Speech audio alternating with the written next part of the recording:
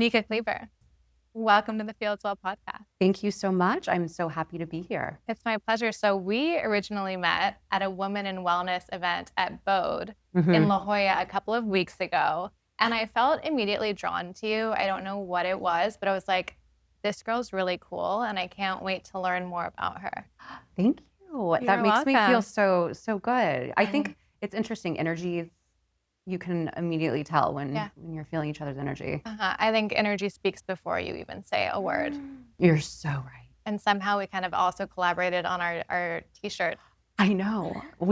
Something was going on. Yeah. It was. So for our listeners, buckle up. Today we are going to talk all about anti-camel toe underwear. We're going to talk about starting a fashion brand and really betting on yourself and going after your wildest dream. Yeah. So as the founder of Jiv, for our listeners who aren't familiar with your brand, tell us a bit about it. Oh, Jiv Athletics, to do my elevator pitch. We are an eco-friendly, toxic-free athletic underwear, and we are patented because we are camel toe proof. But not only are we camel toe proof, we are breathable, wickable, tagless, roll-free, just the best camel toe proof undies on the market. And that was said by InStyle magazine for 2025, which was really cool. I love you saying this, the best camel toe free undies on the market, because now there were other brands that tried to copy your brands. I love that you're saying this too, because that was a moment where we thought to ourselves, wow, we have actually created a market. Because when we started, there was nothing on the market that was camel toe proof. There was one other brand and they were no longer active. So we ended up bringing it to the masses, which was really cool. So cool. So what originally gave you the idea? I'm sure like there's a personal story behind this. Maybe you were struggling with camel toe, seeking a solution. Bring us back to that moment. Yeah, so this was during the time when the work-life balance was a thing. Everybody was going into the office. However, it was popular to start working out on your lunch break. Women were starting to show up in spandex rather than denim jeans, just knowing that they were going to do a workout. But then, of course, after your workout, you would pop back into meetings. You would be giving presentations to executives. And the last thing you want to showcase is your camel toe. It's true. It's so true. And so, and hey, before we get into it, we are pro whatever anyone wants to do with their body. However, we are just a solution. So I found myself insecure about my camel toe. And I started having conversation with a lot of women within the office, and I found that it was a theme. And so I looked to see what was on the market. There was nothing breathable or toxic-free. And I learned that women were putting panty liners, even cardboard within their underwear. Panty liners aren't good for the anatomy either because it's not breathable. There's the adhesive, which is, I'm sure it has PFAS in it. So that's when I thought, hey, the light bulb went off and I wanted to create my own. And once I created it, a lot of people loved it. And I just thought, let's make this into a business. It's brilliant. It's absolutely brilliant. And how did you go about that? Like finding the solution, and what is it that makes Jiv unique? Like, what is it that camel proofs the underwear? Okay. So this was 2 years in the making. I had no idea what I was doing. Even though I worked in fashion my entire career and I went to fashion school, I was on the business end of everything. So when it came to actually constructing the garment, I had no idea what I was doing. So I rallied my mother and my husband, and he was my fiance at the time, I believe. And we went to Los Angeles and started looking into manufacturers. We just started talking to people within the manufacturers that we found. They then led us to fabrics, which we tested so many different fabrics. And you'd think it was such an easy product to make, but it's not at all. Yeah. Oh my gosh, it's so technical. And so anyway, we finally were led to the right fabrics and the right manufacturer, but that was two years in the making. And then we had our final product. Wow. Yeah. I can't believe that. I mean, it's one thing to have the idea, but then to rally the troops and freaking go for it. You never know how long that's actually going to take or what that journey is going to look like until you embark on it. Oh my gosh. No, you haven't. And thank God I didn't, because Right. I am one of those. Exactly. I am one of those people where if I do too much research, like for example, having a baby, I just had my baby 2 years ago. And if I did all the research and talked to everybody who had to go through the birthing experiences, I probably would have held off and not had a child. Yeah. It's good that you don't know and that you just go for it. Yeah. Because a lot of people come to me, Nika, and they have an idea, but they're just totally terrified to go for it. What advice do you have for individuals like that? I get so frustrated because there's so many people with such talent. Yes. And I see it in them. And I love surrounding myself with talented people. But when there's a blockage, right? And for some reason, some people just can't take that extra step because they're overthinking it. It's so simple, and everybody says this, but truly, you just go to market with your idea. It does not have to be perfect. Yes. If you guys would have seen the first round of Jiv and the first thong, we perfected it over time, and then now we feel extremely comfortable with where it's at. But I think it's just go to market, launch the product, and you cannot perfect it in the very first round. The progress over perfection every single day, and to trust that you'll get the information you need once you actually launch it to improve and adapt to the next version of your offering. No, you're so right on that. Yeah, it's important just to execute and not to go on a tangent. Yeah. But I went to Oxford University for only 2 weeks, and I did their international business program. And the professor who was with BBC News, he explained how the most important ingredient is execution. Yes. It's the most, and everyone overlooks execution. I am so glad you brought this up because I heard you say this when I was prepping for our interview, and I wanted to bring it into the chat. Execution. We have this formula. We say, send it. Like, put yourself out there, execute, take action towards your goal. That is the most important element, and it is what people fear the most, because what's on the other side of that execution? What's on the other side of that action is change. Your reality is going to change when you execute. Totally. No, it's so true. You can even bring this into so much more, though. It's not just the business, right? It could be into relationships. Yes. It could be into friendships. Yes. And you're so right on that, though. It's what's on the other side, and it's fear that's what's blocking. Mm-hmm. The answer lies in the work that you're avoiding. Mm-hmm. Mm-hmm. Or the conversations you're avoiding. True. Yeah. But that's where the most powerful lessons are. And it sounds so cliche, but it is. You read this in self-help books all the time. But when you start practicing it and you lean into your fears, or you lean into that uncomfortable conversation that you know you have to have, that's when the wheels really start going. It's so liberating. Brian Johnson's one of my favorite personal development authors. He's written over 100 books on self-improvement. And he says, become someone who takes action. Repeat to yourself all the time, do it now, do it now, do it now, do it now. And then you become someone who gets shit done.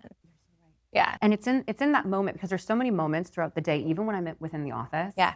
And you're writing your to-do list. And then you're writing it all down. And then you're like, okay, I can get to that. I'll get to that, get to that. But then you can get to it tomorrow. But why not just right when you write it down, you get to that email that you know you need to get to. Oh, yeah. And once you get in that habit and you start flexing that, it makes it so much easier. Okay, so let's go back to your story. You have the idea. You realize you have to leave corporate America to kind of build this vision out. How old were you at that point? And did you get another job in the meantime to kind of like stabilize you while you were building this grand idea that you had? Yes. So I was 28 and I knew my personality, and my personality is send it, right? Yeah, send it. I'm all in. And so I knew if I stayed with my full-time corporate job, I would want to be the best at that, and I would want to take the next offer and go to the top, right? Yeah. So knowing that about myself and knowing I wanted to start this company, I completely quit. I started working at a restaurant.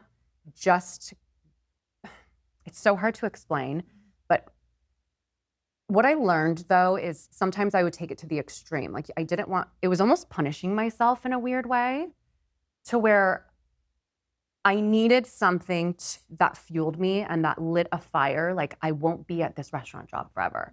I have to get out of this restaurant job. Yeah. I never wanted to feel comfortable. Got it. Because once I knew I felt comfortable, then I would be complacent and I wouldn't push myself to really make this dream come true. So I was in that restaurant job for 6 years until I was able to. 6 years. 6 years. Until I was able to quit, start paying myself. And then my husband who works for us and my mom and my stepdad. Oh my gosh. Because people see where it is now and they look at you and they're like, wow, look what she's built. But they don't see those early days. They don't see the struggle. They don't see the grit. They don't see the resilience that it freaking takes to build something like that. I know.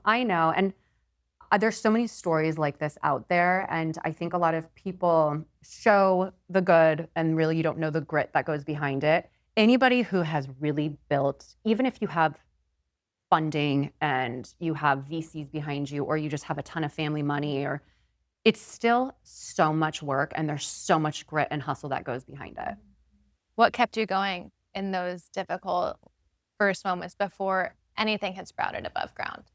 Well, I've always had this feeling of wanting to create something bigger for myself. I wanted to create a bigger life. I'm a huge dreamer and sometimes it's delusional, which I love about myself. Love. I'm so grateful I have that trait too. Yes. Because I'm driving to work and I'm laughing at myself because I'm like, I believe whatever I attempt to create, like I can bring it to life. Oh, same. That's kind of what I live off and of. I say that's what I've convinced myself of. And I love that I've been able to do that. Absolutely. Me too. And some people just won't ever understand that mindset. But that's mine as well. And I had this huge vision of what I want. And I still see this big vision for myself of what I want. And I'm still working towards that. So I'm very proud of where I'm at. And it's not just monetarily, it's, the people around me, it's my family, it's the relationships that I've built, the places I've been able to go. Oh yeah. The people who I'm able to sit with and meet with. Yeah. That's the success of it all too. So there's so much more for me, but I just, at a young age, as a little girl, I had a vision for myself and I just followed it. The vision is so important. Being able to see it in your imagination, being able to envision a different reality and build toward it. Yeah. And focus on what you want instead of what you don't want. It's so true. Because it's so easy to focus on what we don't want. Oh yeah. And then you're putting that out there. Yeah. And it's almost like a protection, like a safety mechanism. You're like, oh, this bad thing can happen. I shouldn't go for it. Instead of just saying, I see the vision clearly. Let's freaking go. Let's go. Yeah. Yeah. Block out all the noise. Yeah. Because there's so much of that. And the self-doubt, but I almost feel the self-doubt goes away once you really believe yourself and you do exactly what you're saying is you just go with what you want rather than what you don't want. And if you don't believe in yourself, it's hard for others to believe in you. Well, when you walk in, you're like, I'm starting this badass business. This is necessary and I'm going to be the one to bring it to life. Yeah. Your troops will rally and get on board with you.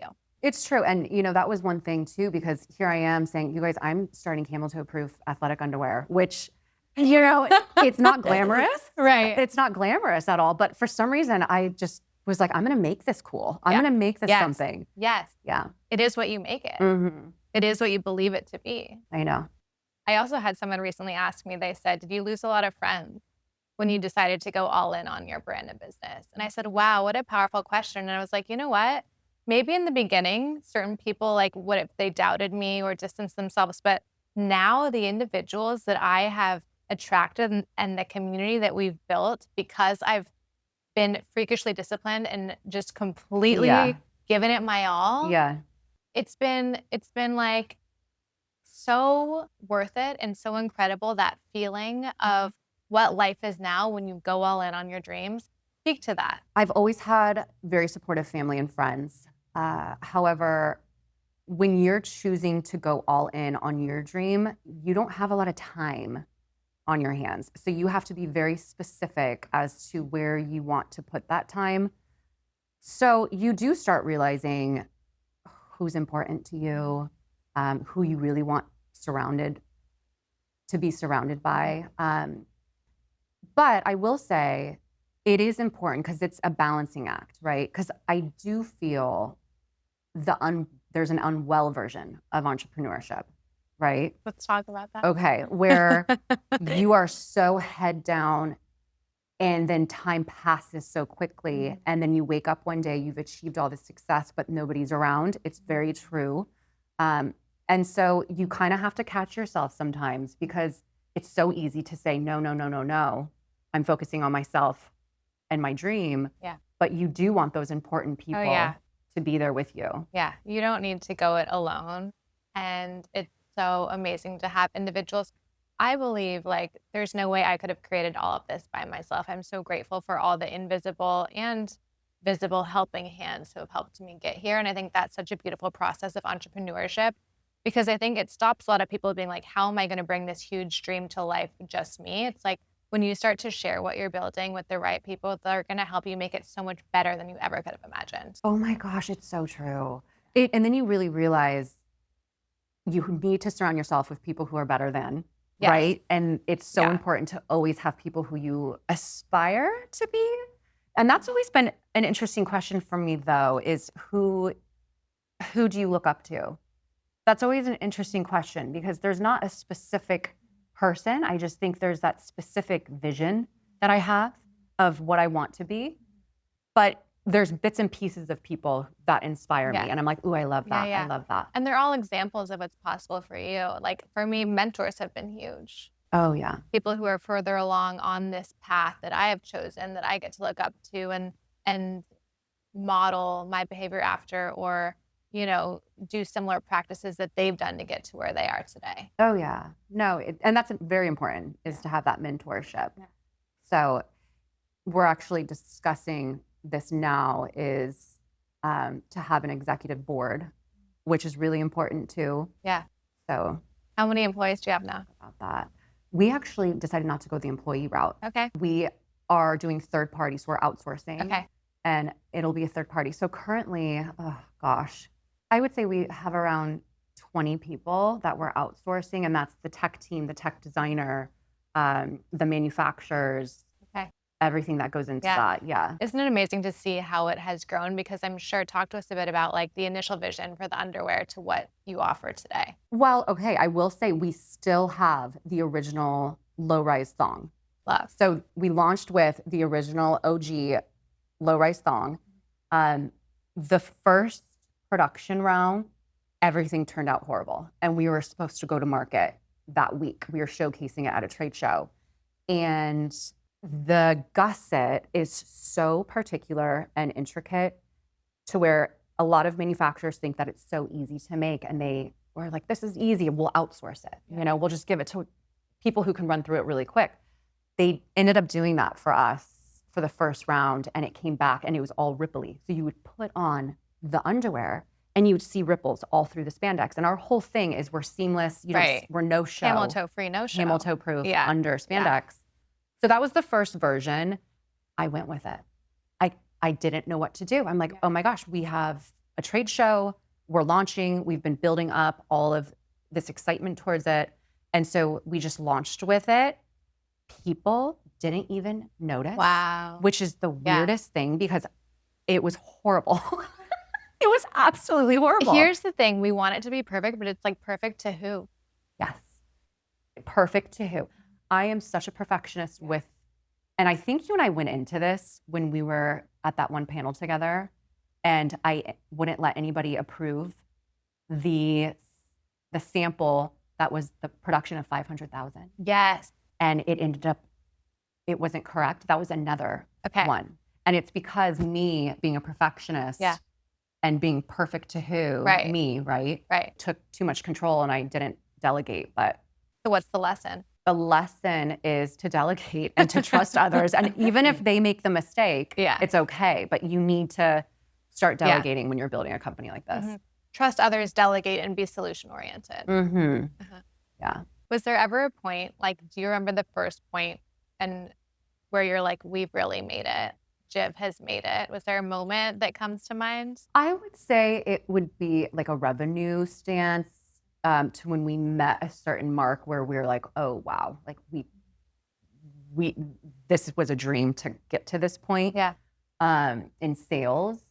And then of course, you know, getting onto Revolve was a big moment. Huge. Because that's such a great platform, retail platform to be on. And then just recently, Alex Earl was wearing our bodysuit. Are you familiar with Alex Earl? Of course I'm familiar with Alex Earl. Of course. Who isn't? I'm obsessed with her. Yeah. She's hilarious. So there's moments like that. But I think I don't know if you can relate to this, but there's something when you're not finished, right? Will I ever be finished? And that's the biggest question. Yeah. It kind of scares me sometimes because it's like a blessing and a curse. It's like there's always more. You're always seeking. You hit one peak and you're like, okay, what's next? Yeah.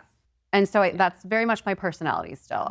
But I have made note of applauding myself and everyone else when we reach certain milestones. Good for you. It's important to celebrate even the little wins. Yeah. On this journey. And it's beautiful to create a product and scale a business.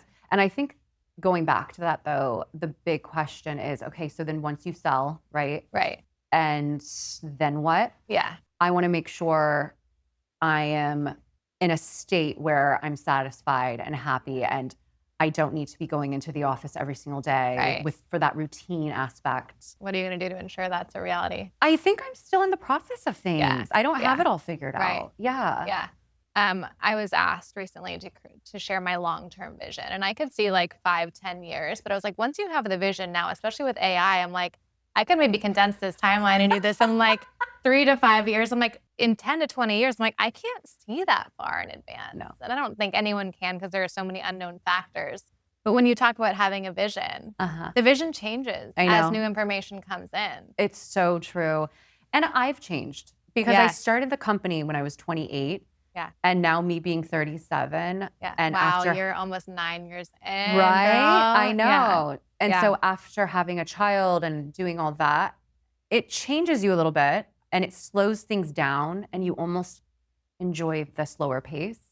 And I almost don't want to know what's the 10-year plan. I kind of just want to live for the now. Yeah. I'm having fun right now. Yeah. I love that for you. Yeah. Yeah. Nika, as we begin to wrap up, what's next for Jiv? Any new products, any new partnerships, anything you're excited to share with us today? Ooh. Oh gosh. Okay. We have some really exciting things coming up for next year. I can't say anything about the collaborations yet. But when it comes to, maybe I can throw some hints as to what we're going to be getting into. The dream with Jiv Athletics is to take it beyond undergarments. So we, of course, want to finish out the undergarment sector. And then my dream personally is to get into more outerwear, but we're going to do it with a twist and it'll be solutional as well. Everything that we produce, we want to make sure that it's solutional and solving the needs for women who are active. We love solution. I know. Nika, where can our listeners find you? Jiv_athletics. I mean, if you want to follow my personal, you can follow me at Nika_Cleaver. And yeah, those are the places. Or you can shop us at jivathletics.com. We're in boutiques. We're in if you're local to San Diego, we're in Vandevort. We're in Rancho Valencia, Seabiscuit. You can follow us on our website and see where we're located. Incredible. Yeah. So inspired by you and what you've built. Thank you for taking the time to come on today. Oh, this has been so much fun. Thank you.